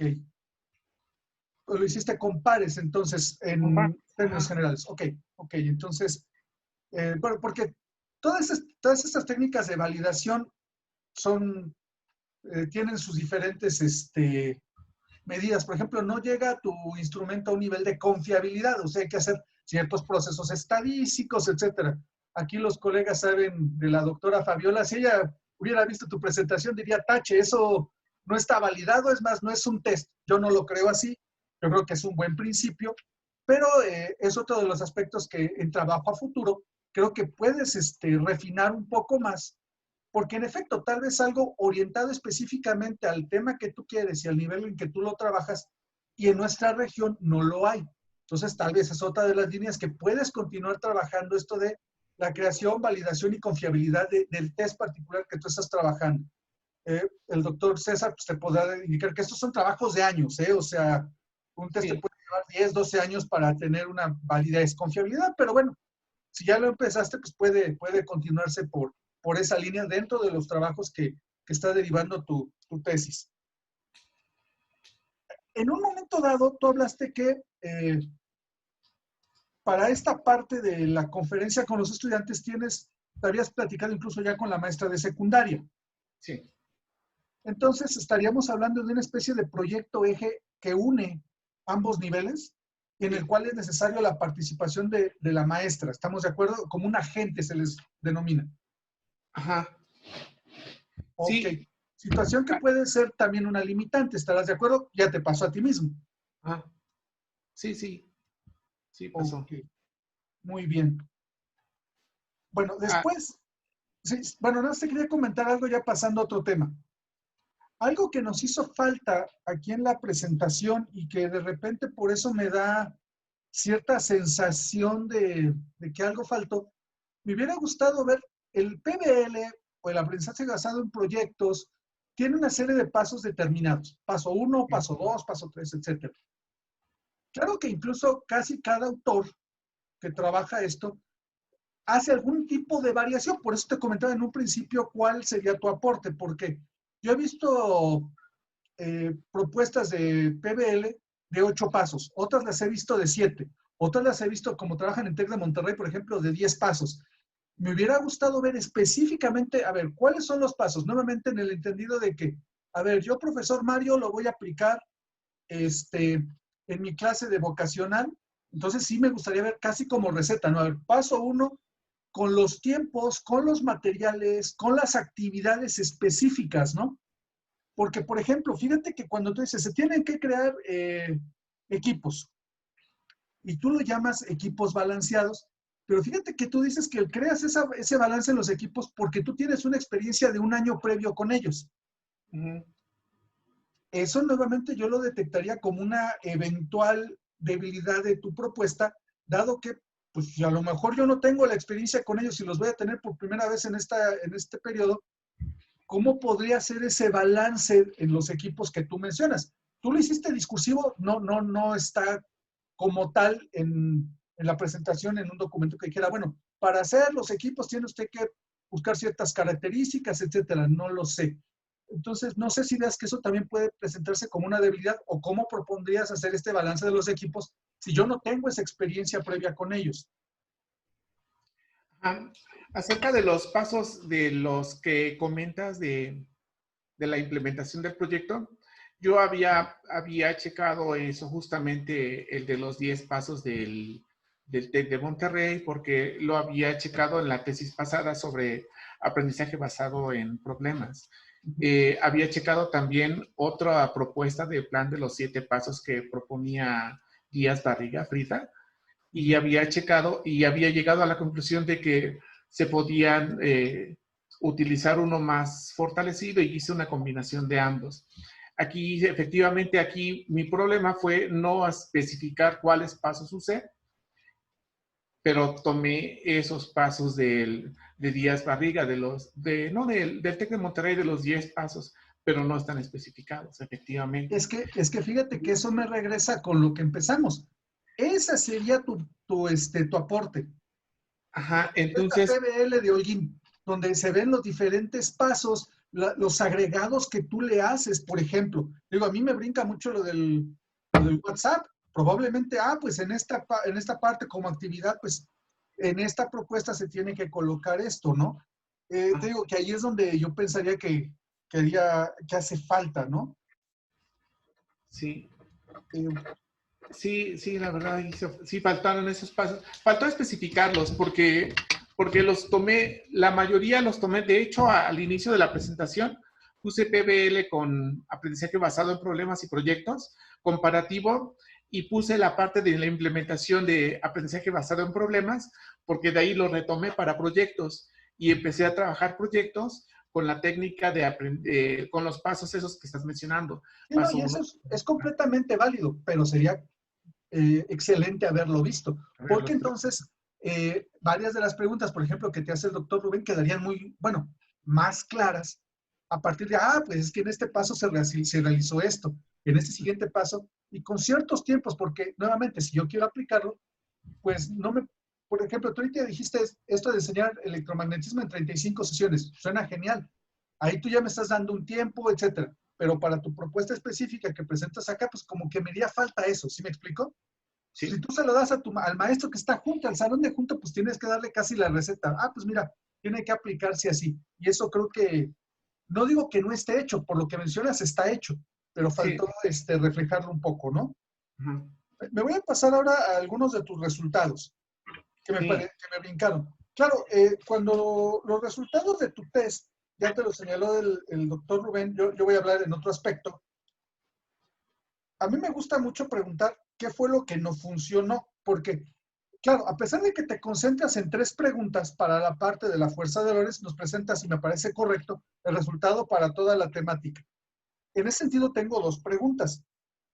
¿Por qué salió tan bajo el nivel en la pila, en las preguntas que corresponden a la pila? O sea, bueno, salió muy bajo PBL y salió muy alto el tradicional. ¿A qué lo atribuyes? ¿En el de la pila? Sí, en los resultados que nos mostraste, sí. En la pila sale muy arriba los chicos con tradicional y muy bajo los del PBL. ¿Por qué? Ok. Entonces, para eso tendría que ver, vamos a meternos un poquito adentro del desarrollo de las clases. Para el desarrollo de la pila, en la tesis tengo un apartado, un apéndice, en donde está todo el plan de clase, ¿cómo le llaman? La secuencia didáctica de las 30 y tantas clases, Dentro de esa parte viene una en donde está una lectura específica de un texto que es Física Descriptiva del Wade. Hay un texto que está muy interesante que es cómo funciona la pila, justamente. Entonces, buscar la manera de cómo extraer los electrones y hacer la corriente eléctrica. Entonces, les pido a los alumnos que lo lean conmigo. Entonces, les pido que lo leen conmigo. Vamos reflexionando sobre el paso a paso de toda la lectura. Una vez que se termina de hacer el análisis paso a paso, sobre el pizarrón se van poniendo las ideas y las ideas se van reestructurando. Luego se les pide a los de aprendizaje basado en problemas, se le pidió que hicieran la animación de eso que se fueron imaginando. Y a los de aprendizaje, a los de tradicional, se les pidió que hicieran un cómic sobre esa actividad. Y entonces ya no fue tan tradicional, ¿no? Entonces, sí, ese es un problema, que mi tradición no es tan tradición. Nada más lo que entra además es aprendizaje basado en problemas, en proyectos. Sí, pero de todas maneras, cuando se involucran más en querer ver cómo se mueven, en querer ver cómo se hacen, pues hay más compromiso. hay más compromiso cognitivo, ¿no? Compromiso de conocimiento. Entonces, y en el otro yo vi que no había tanto, pues no se veía tanta profundidad. Ok. Bueno, la misma situación se presenta en la pregunta 18, que ya tiene que ver con fuerza de Lorentz, y no es tan marcado, pero sí se da también una diferencia entre que es mayor el logro por parte de los chicos de, llamémosle la clase Holguín, a la clase PBL, ¿no? Ajá. Pero bueno, asumo que será la misma razón, falta de compromiso. Yo creo que ahí sí, en la parte de la construcción del motor, para construir el motor, otra vez, los dos hicieron una práctica, los dos hicieron la práctica que les presenté ahí con las semillas de mostaza. Previamente ya habían hecho una práctica en donde estaban escaneando el campo magnético del imán con limadura de hierro, hicieron una estructura más o menos como tosca, pero hicieron cortes de planos y pusieron limadura de hierro para que fueran escaneando en tercera dimensión el campo magnético y ya tenían una idea del campo. Cuando eso lo hicieron todos los grupos, el testigo y el PBL. En el momento de hacer la práctica, los dos grupos hicieron la práctica, pero al momento de explicar la conferencia, el grupo de PBL pues estaba comprometido a explicar cómo funcionaba el motor y el otro grupo nada más vio cómo se explicaba el funcionamiento del motor. Yo creo que por ahí está un poquito el asunto. Otra vez compromiso, pero el compromiso como, aunque sea obligado, una motivación extrínseca, ¿no? Esa es la parte que tiene que ver con eso. Ok. Dentro de tus instrumentos mencionas la rúbrica, lo cual pues, es uno de los instrumentos fundamentales cuando trabajas proyectos, ¿no? Proyectos. Para ver el seguimiento. Sí. Desafortunadamente aquí en la presentación, pues ya después nada más la mencionaste, pero ya ni nos hablaste de cómo se conformó, cuáles fueron los rubros evaluados, ni los resultados. No Ajá. quiero que lo hagas toda una descripción de detalle. Háblame en general, muy cortito, de cuáles fueron los resultados obtenidos con la rúbrica.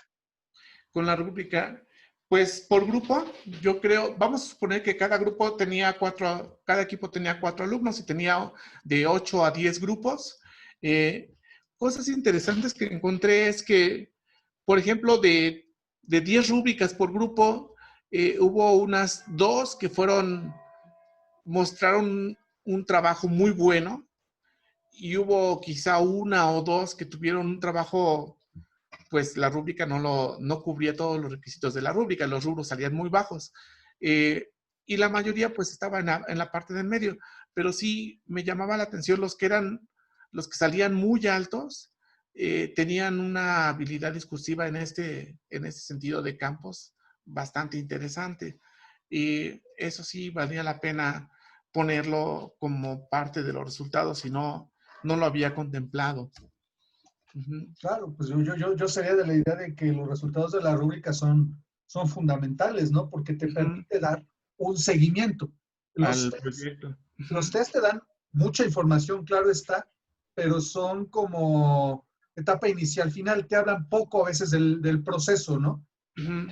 Y la rúbrica te permite eso, por eso complementar ambos instrumentos, pues creo que es muy interesante, y como te comentó el doctor Rubén, con miras a publicar tus resultados y todo esto, pues creo que se puede complementar muy bien para decirte qué fue lo que obtuviste a final de cuentas.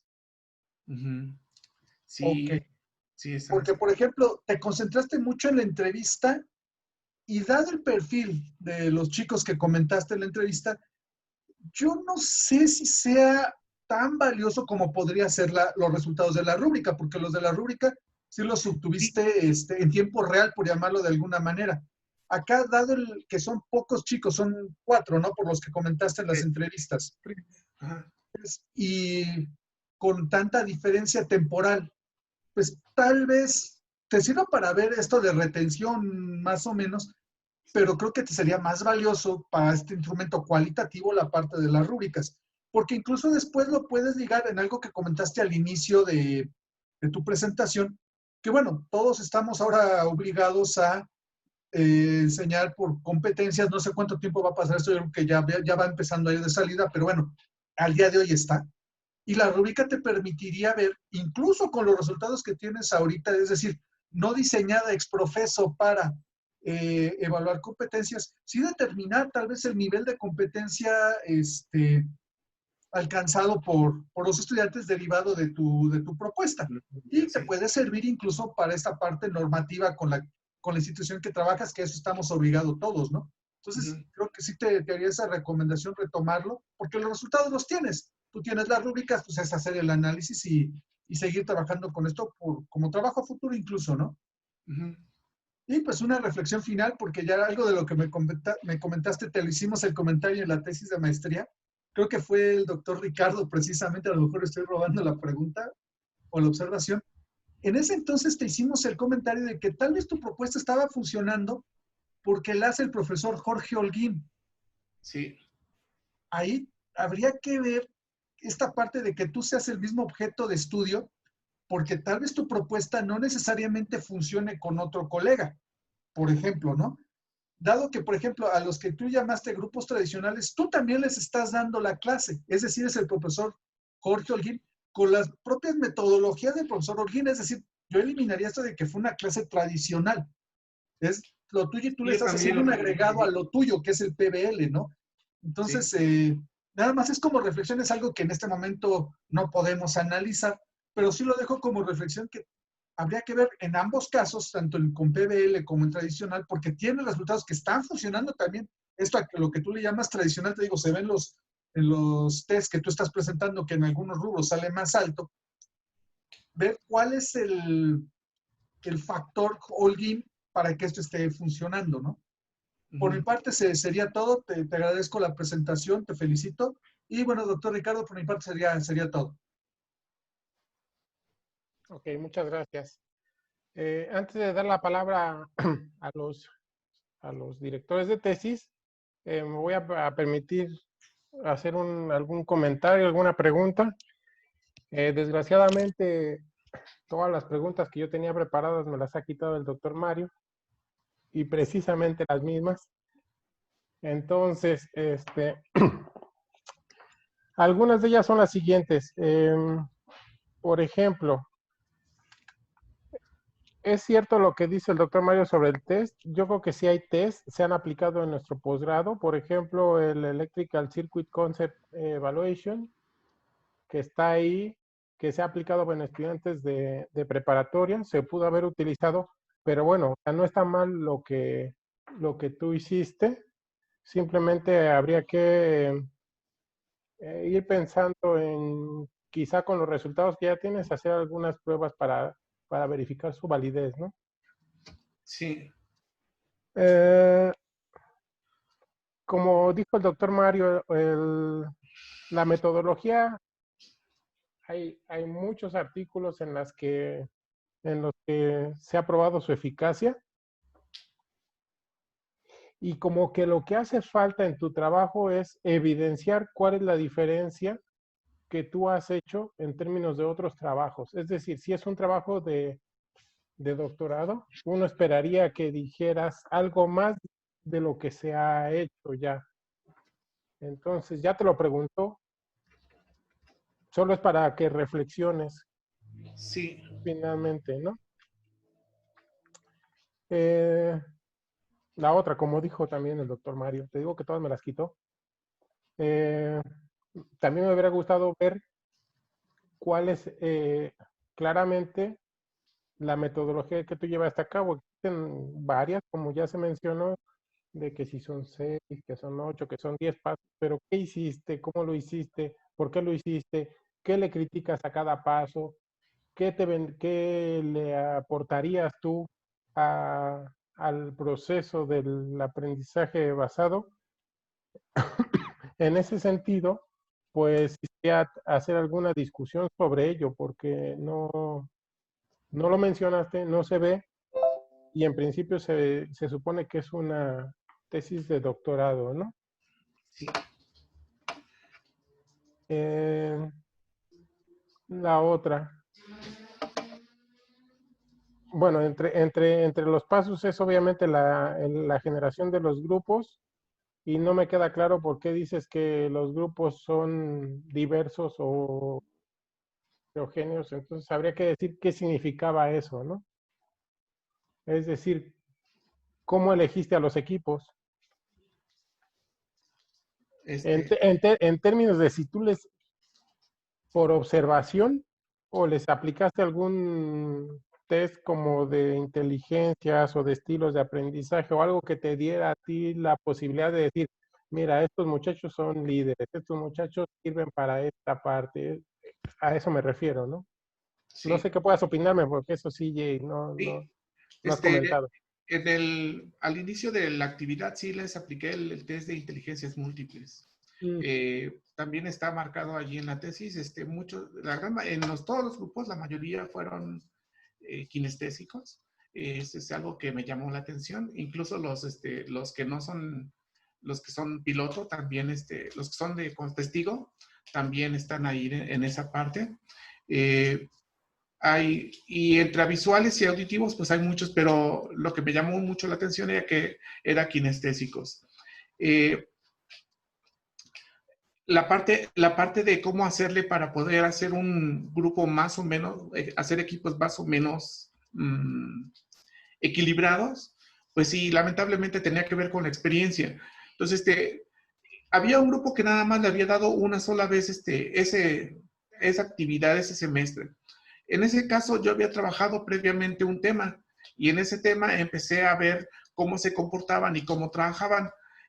Bajo esas, voy haciéndoles como una especie de, pues, es no rúbrica, sino la otra, la que nada más es de una lista de cotejo, de conocimientos, de participaciones y todo eso, y con eso voy censando cómo están los alumnos, cómo participan, qué están pensando, porque bajo mis actividades los obligo a trabajar a todos, o los obligo a contestar, pero todos tienen que participar bien o mal.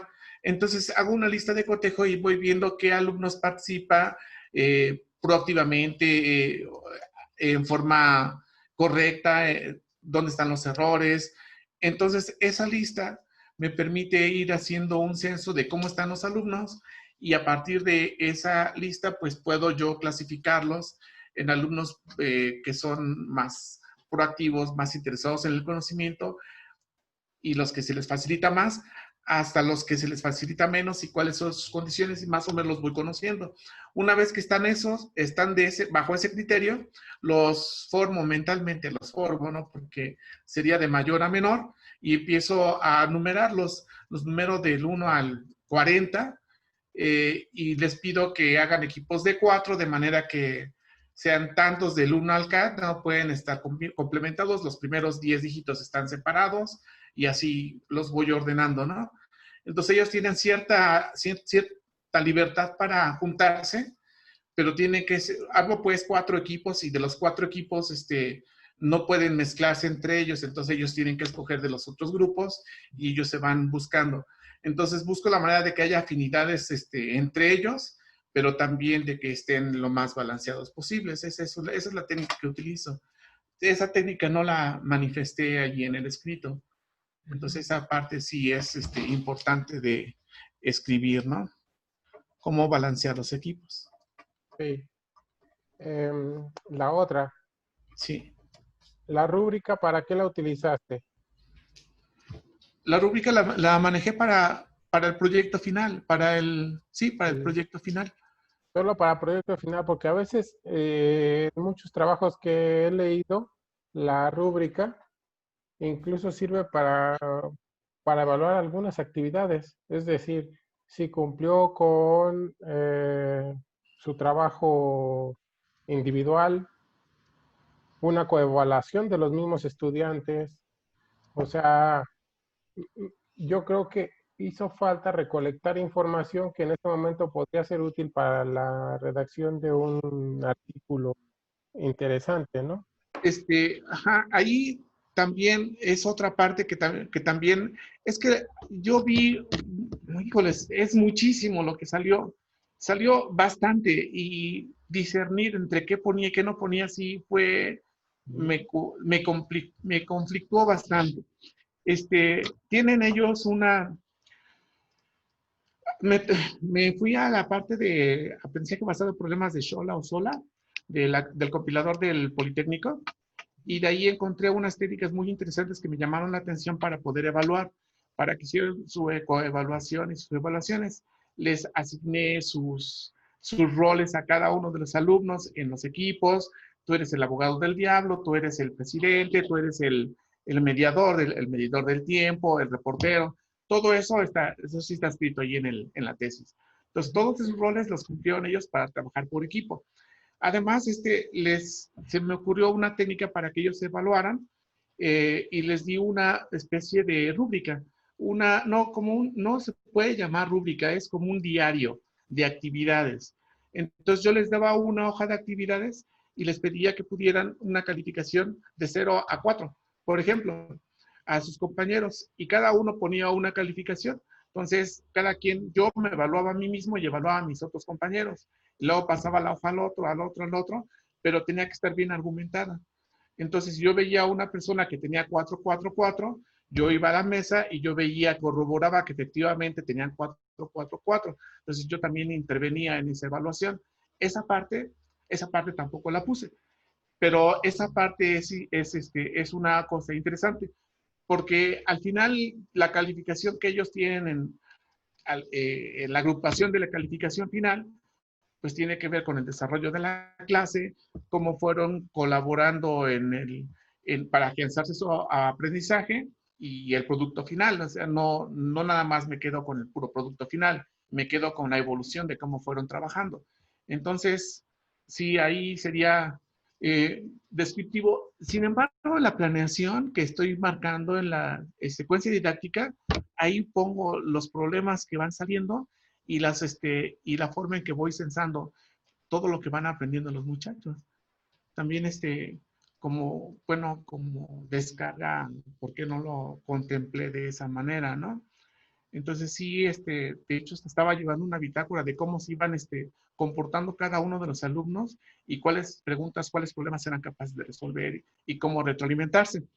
Ahorita que comentas eso, viene otra observación que me llama la atención y que también lo manifesté en la tesis, y es esta en donde tú tienes un plan como maestro con un grupo o para un tema, con los 4 o 5 grupos, pero con el primer grupo o el segundo grupo de repente salta una pregunta que no la habías contemplado y la resuelves al momento. Eso hace que tu clase sea más rica y al siguiente grupo le vas a dar una clase mejor que al grupo anterior y eso va a hacer que el grupo tenga una cierta desventaja. Y además, bajo ese punto que hizo que mejoraras tu clase, a lo mejor al siguiente grupo todavía lo mejoras aún más. Entonces viene como especie de desfasamiento en cuanto a clases. Bueno, dentro de la misma tesis lo que estoy comentando es que pues ese desfasamiento va a favor de un grupo y en prejuicio de otro, pero bajo las condiciones que estamos y los horarios están revueltos, a veces el que está perjudicado sale beneficiado en otro tema y así. Entonces va compensando aleatoriamente. Entonces sí lo manifesté, eso sí está indicado y eso sí se me hace interesante también. Ok. Una cosa es la evaluación y otra cosa es la calificación. ¿Cuál es la diferencia? Pues la calificación la evaluación es el estar censando a cada rato cómo está aprendiendo el muchacho y qué tienes que hacer tú para que él pueda mejorar su conocimiento. Esa actividad recíproca en donde uno sabe por dónde tiene que entrar para que ellos aprendan y ellos de alguna manera piden ayuda, pero no saben pedir ayuda, entonces tienes que estar censando cómo la están pidiendo. Entonces, esta parte tiene que ver con la evaluación. La calificación es cómo está desempeñándose al final de cuentas, ¿no? Cómo está trabajando al final de cuentas, cómo está evolucionando en su conocimiento, qué tan grandes son sus brincos ya para asignarle su calificación. Sí, sí es diferente. Y no se va todo a una calificación, ¿no? ¿Cómo asignaste la calificación? La calificación, bueno, podemos ponerlo como porcentajes. Dentro de las actividades, las actividades tenían ciertas participaciones, las preguntas asertivas tenían otro valor, el intercambio de información entre alumnos y alumnos tenía un valor, el intercambio de información entre maestros, alumnos y alumnos maestros tenía un valor, y el producto final tenía otro valor. Así todos iban acumulando su porcentaje hasta llegar a un total. Así los evalúo. Y de todo tienes evidencia, de todo eso, Sí, de o sea, de todos sí, esos de todo es porcentajes. evidente. Ok. Ujú. Sí, me parece interesante eso porque al final de cuentas, el hecho de que los estudiantes tengan un número corresponde a la calidad del trabajo que fueron haciendo, ¿no? Ujú. Finalmente, algo que vi no muy bien en tu trabajo escrito ni ahorita en la presentación fueron las conclusiones. Las conclusiones van generalmente escritas en términos de tus resultados. O sea, tú hiciste una implementación, tú tienes instrumentos de evaluación, tú analizaste los instrumentos de evaluación, diste resultados y las conclusiones tienen que ir en términos de esos resultados. No pueden ser conclusiones Subjetivas. subjetivas, que sean de observaciones de las cuales no tengas algún instrumento de evaluación.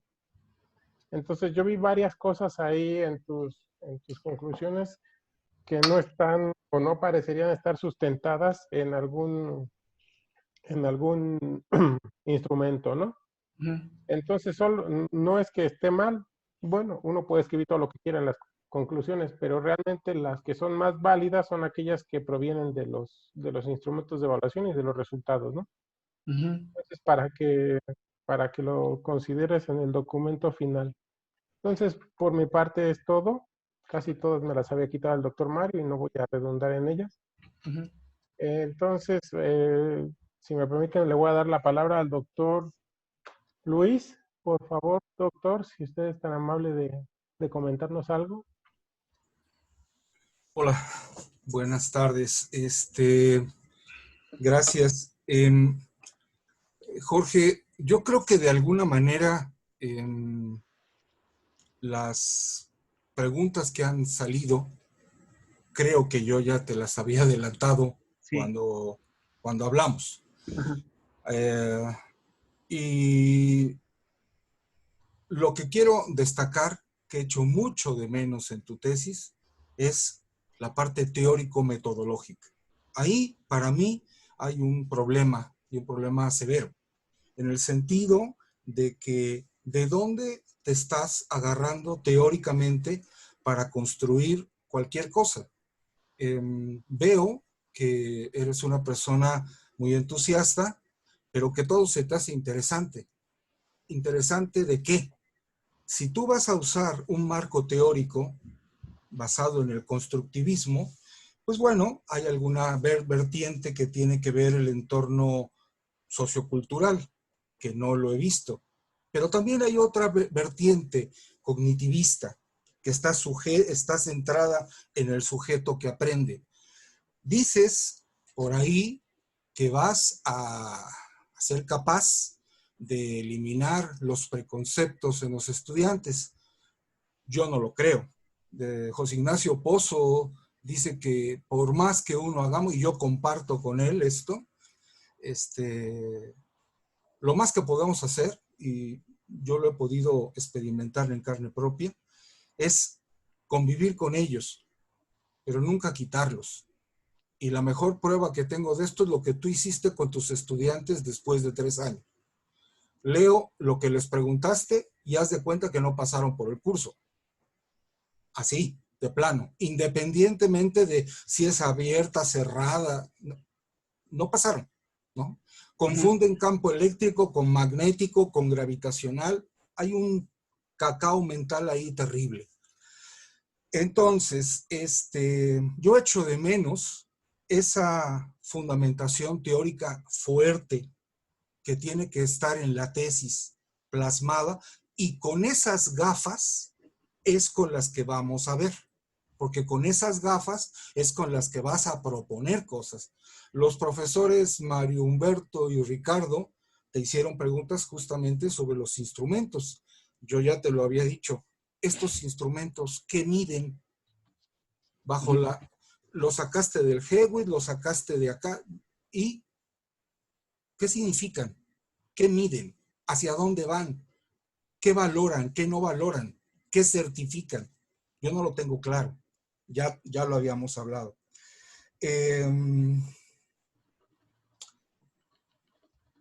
¿Cómo están relacionados los tests en la fundamentación teórica? Lo echo de menos porque salieron los números que salieron. Tú me dices y argumentas, y coincido con el doctor Ricardo, que, por ejemplo, a mí lo que más me impactó de la tesis fueron las conclusiones. O sea, con conclusiones que no concluyen. Conclusiones en las cuales dices, bueno, hay una pequeña ventanita en la cual podemos seguir estudiando. Bueno, si fuera un experimento con el Higgs, yo te diría que sí, porque efectivamente en esa ventanita los colegas, gente que participó del Simvestab y demás, estuvieron averiguando hasta que le dieron. Pero en este caso, Jorge, perdón, yo no sé qué estamos viendo. Yo no sé qué estamos midiendo.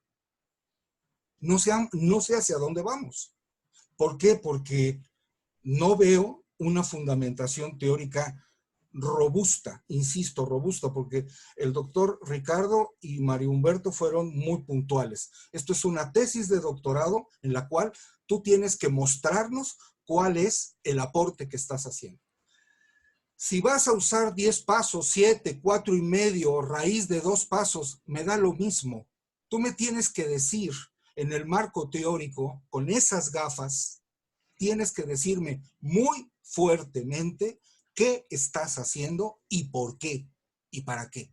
Esto yo lo echo de menos. Y esto definitivamente al final se revierte, porque hiciste T de Students, la D de no sé qué.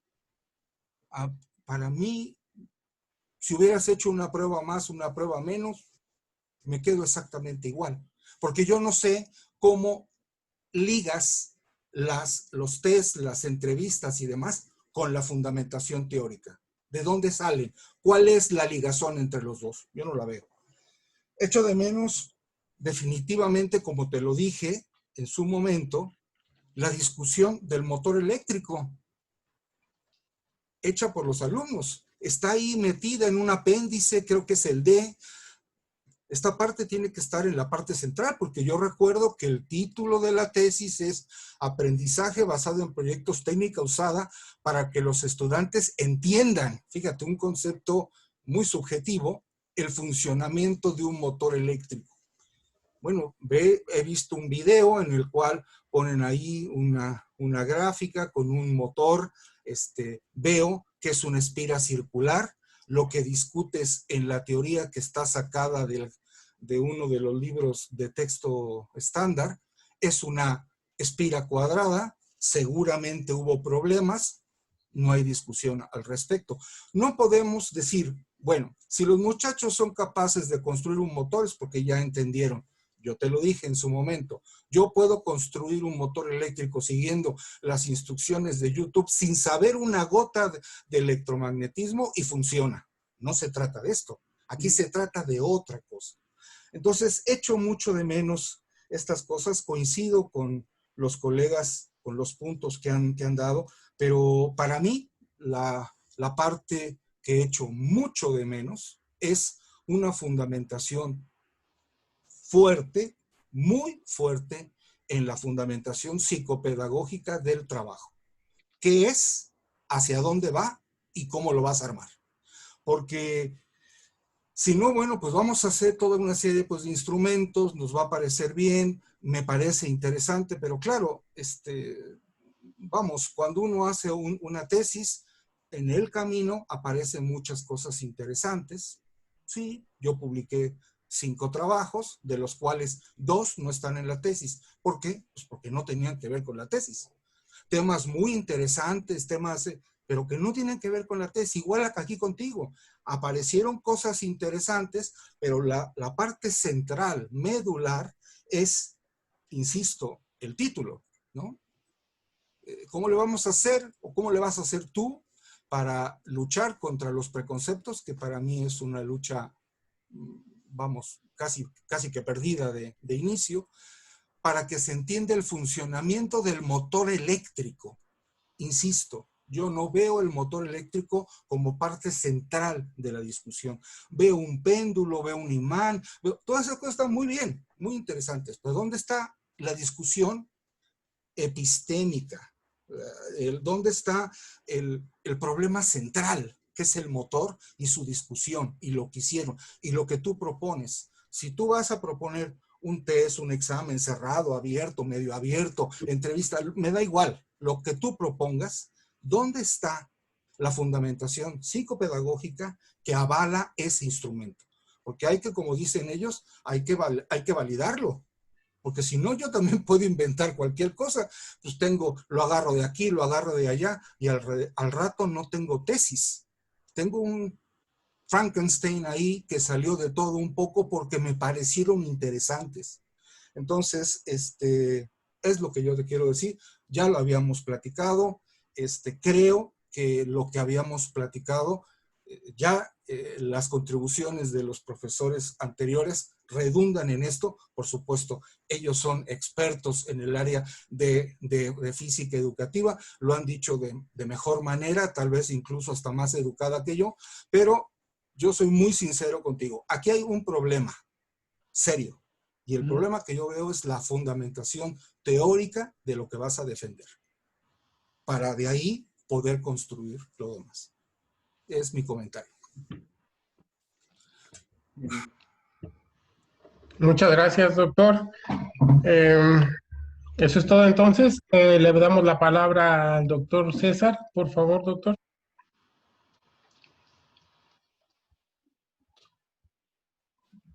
Gracias, Ricardo. Bien, yo voy a ir directo también a lo de tu pregunta de investigación, Jorge. Tú planteaste como tu pregunta de investigación, ¿qué tan significativa es la diferencia entre el aprendizaje basado en proyectos y el método tradicional en el dominio de los conceptos de campo eléctrico y magnético y su interacción con la materia, con alumnos de nivel medio superior? La cuestión es, ¿la pudiste contestar? Pues nada más con el tamaño efecto se ve que hay una pequeña diferencia a favor de los alumnos que tomaron el proyecto, el aprendizaje basado en proyectos. Pero en la TED Student no hay diferencia, al menos al 5%. Esa es la respuesta. Había hecho un comentario por ahí de que, y de una vez haciendo un comentario también a lo que dicen los doctores acerca de, estoy comparando con quién. Sí hay una diferencia favorable al PBL, pero pequeña en la de Cohen. Y decía por ahí un autor que cuando había una diferencia a favor de un procedimiento, y si eso beneficiaba a los alumnos, pues vale la pena seguir ese procedimiento, aunque fuera una diferencia pequeña. Aquí viene la otra parte. Estoy comparando a PBL con Jorge Holguín, con Jorge Holguín sin PBL. Entonces, si yo pienso en los docentes X, un docente cualquiera, entonces a lo mejor va a salir un procedimiento similar, o sea, siguiendo el procedimiento va a salir una diferencia similar a favor del PBL. Entonces valdría la pena que le diera preferencia al PBL ese maestro. Puede ser mejor, puede ser igual que yo, ¿no? Entonces, pero sería comparado él consigo mismo. Entonces, vale la pena, pues, usar el PBL bajo este principio, ¿no? Claro, como se comentó en cuanto a la reproducibilidad, ¿no? de algunas metodologías y su y la validez de los resultados, ¿no? Más que nada para tratar de seguir esa...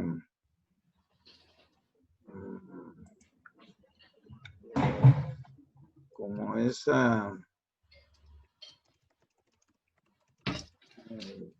no sé cómo expresártelo, no normas, sino tratando de que eso se pueda cuidar, porque, bueno, una realidad también es de que en las cuestiones de educación, si alguien igual quiere reproducir las cosas a la manera de Holguín, se va a llevar a algunas complicaciones, ¿no? Entonces, cuando uno está haciendo alguna investigación de este tipo, es interesante luego tomar los datos o usar otros grupos, pues donde tú no tengas injerencia, ¿no? Y donde sabes que tus compañeros dan la clase como una exposición ante el pizarrón, etcétera, ¿no? Yo no voy a redundar ya en muchas cosas que te han señalado, sino simplemente en cuanto a esto, que era el problema inicial, ¿no? De dónde estábamos partiendo. La otra pregunta que te planteaste fue, ¿cómo se dificulta el aprendizaje del concepto campo eléctrico y magnético en estudiantes de bachillerato, comparando el aprendizaje por proyectos y el método tradicional? Que básicamente era como la misma que la anterior, ¿no? Quizá ahí hubiera convenido eliminarla, ¿no? Sí, porque en una era qué tan significativo y la otra realmente, si le añadieras ahí y cuánto se dificulta, ¿no? El aprendizaje, saldría sobrando. ¿Qué nos puedes decir en esta segunda? Pues de acuerdo a los resultados que estoy viendo es que a largo plazo se les dificulta bastante, confunden los conceptos. En el mediano plazo es mejor aprendizaje basado en proyectos. Y aquí viene una observación que me llamó la atención. Para estar trabajando esta parte, estaba leyendo un libro que se llama El aprendizaje humano, es Arnett. Él habla acerca de, bueno, voy a tratar de trabajar esta parte. Él habla acerca de que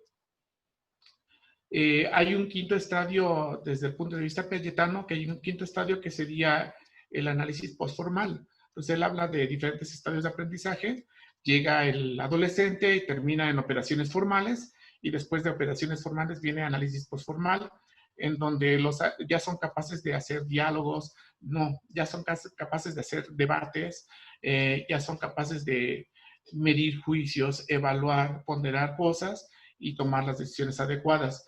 Entonces, en esa parte de allí, hay una cosa que me llama la atención y dice, hay personas que utilizan esa habilidad, ya normalmente, utilizan esa habilidad para resolver un problema, pero cuando no quieren involucrarse demasiado, dejan su problema, esa habilidad la dejan en automático y resuelven el problema con sus conocimientos tradicionales. Entonces, viene esta colación, una reflexión al respecto.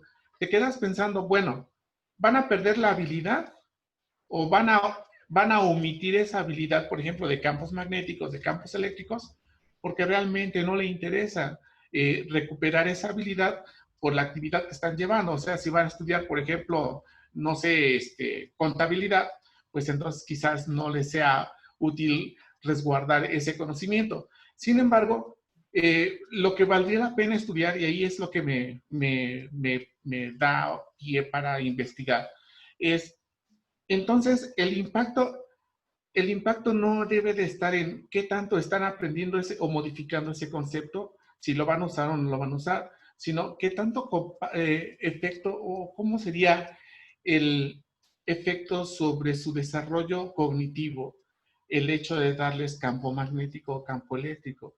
No sé si me haga entender. De alguna manera, si tú los obligas a pensar o tú los obligas a trabajar, ellos de alguna manera evitan ciertas podas neuronales o evitan o hacen ciertos trabajos sinápticos que en el futuro les pueden servir para cosas que son diferentes y a lo mejor quizá olviden sus conceptos y no los modifiquen completamente, pero el trabajo que tienen del esfuerzo intelectual que tienen para resolver inmediatamente este problema puede hacer que en el futuro les sirva para una actividad distinta. Por ahí estaba yo pensando, estaba trabajando con esa idea. Y regresando otra vez a la pregunta esa, de todas maneras creo que sí hay una ventaja acerca de PBL sobre el aprendizaje de campos. Nada más, no sé si me desvié mucho. No, está bien. Bueno, Jorge, yo creo que la hipótesis que utilizaste para tu trabajo, que era, pues ha quedado confirmada, ¿no? Realmente, pues sí tiene ventajas, ¿no? El PBL. Pero sí, una de las cuestiones que, para no dejar tan subjetivo luego un trabajo, una metodología, y para que pueda tener, digamos, un mejor impacto en otros colegas que quieran reproducir esto mismo, es necesario el rigor, ¿no? Ser un tanto más rigurosos en cuanto a la fundamentación del marco teórico, que es donde te estás moviendo. La cuestión de los preconceptos, pues es un tema de mucha, bueno, pues es un tema abierto, ¿no? Donde va a haber que los conocimientos no se sustituyen, ¿no? O no se modifican, o ahí quedan, o cuando se hace esa transformación, pues es todavía un misterio. Así como hay muchos misterios de la física, en el caso de las ciencias cognitivas, también, ¿no? Entonces, eso debe de quedar claro cuando uno hace una investigación de preconceptos, ¿no? Y obviamente también ahí faltaba más rigor, ¿no? En ver qué preconceptos, ver cómo se modificaron, y luego también viene la parte interesante, que es la del seguimiento, ¿no? Así como tú lo hiciste con estudiantes que ya habían pasado 3 años y luego aplicarles el cuestionario y ver cómo estaba. Eso es algo muy interesante, ¿no? Por eso te comento la complejidad, ¿no? De la situación, ¿no? Porque de hecho en otras áreas de las ciencias sociales, y esto sería también algo que nosotros pues, no lo hemos hecho, y podría ser interesante, ¿no? El poderlo ver, de hacer alguna investigación incluso tipo generacional, ¿sí? Donde cómo es la evolución de los preconceptos, si lo queremos ver así, en el caso de, por ejemplo, estudiantes que están en un nivel y que luego se va haciendo un seguimiento, ¿no? De cómo es su formación académica, pero luego ya el estudio no termina, digamos, en el área del preescolar, sino ni en la primaria ni en la secundaria. Incluso algunos, si hasta se hace un seguimiento de un grupo, cómo va hasta lo que es el nivel posgrado y más allá de su vida, y luego, bueno, de su vida laboral, y luego obviamente se hace otro tipo de evaluaciones. Yo creo que eso es muy complejo hacer, ¿no? Pero les digo, en ciencias sociales lo han hecho con grupos, por ejemplo, con niños que empezaron a estudiarlos, no sé, en los años, hay un reporte aquí, yo tengo un par de libros que adquirí de la Universidad de Stanford, hicieron un estudio generacional de aproximadamente como 70 años, ¿no? Y ahí también van a venir cuestiones acerca de la memoria, cuestiones en cuanto al uso, etcétera, y que a lo mejor a lo largo de una vida nos puede arrojar luz sobre, pues también, ¿no? Como la cuestión esto, ¿no? a la luz de las nuevas ciencias cognitivas, cómo un concepto evoluciona, ¿no? Cómo se refuerza, cómo quizás se degenera, etcétera. Digo, es un misterio, ¿no? Pero pues son cuestiones que, no sé, quizá luego como grupo de investigación tenemos que ver, incluso esos estudios generacionales se heredan, se empieza a hacer un estudio, se empieza a evolucionar y uno le puede dar seguimiento, digamos, entre 10 y 20 años, y luego ya después vendrá algún otro académico que continuará, y hasta el final de los tiempos podrán ya dar una publicación donde se muestre esto, ¿no? Porque es algo sumamente complejo la parte cognitiva, ¿no? De cómo es la cognición de los conceptos físicos. Y bueno, pues yo creo que yo ya en mi parte ya no agregaría más ni cuestionaría más. Ha habido ya observaciones muy interesantes a tu trabajo para poderlo fortalecer y además que quede, ¿cómo te diré?, mejor estructurado. Y al final de cuentas, tú que yo esperaría que continuaras haciendo investigación, ¿no? No creo que esto nada más vaya a ser para obtener un grado, un papel y ya abandonar esto, ¿no? Sino las observaciones o recomendaciones que se han hecho aquí te pueden guiar para mejorar, ¿no?, tu desempeño como investigador y también como formador de otras personas, ¿no? Pues sería todo de mi parte, doctor Ricardo. Bueno, muchas gracias. Entonces, mientras deliberamos todo el jurado, vamos a pedirte, Jorge, que si te puedes desconectar por unos minutos y nosotros te volvemos a marcar. Bueno, no, tú te conectas, pero te decimos en qué momento. Vale. Entonces, Sí, por favor. Gracias. A ver, ¿quién le- Ya que